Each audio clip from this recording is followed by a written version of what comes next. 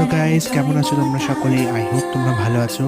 So guys 2025-এর প্রথম ব্লগটা অর্থাৎ একটা মিনি ব্লগ দিয়ে শুরু করলাম। সো সেখানে আমি যাচ্ছি তারাপীঠ মন্দির।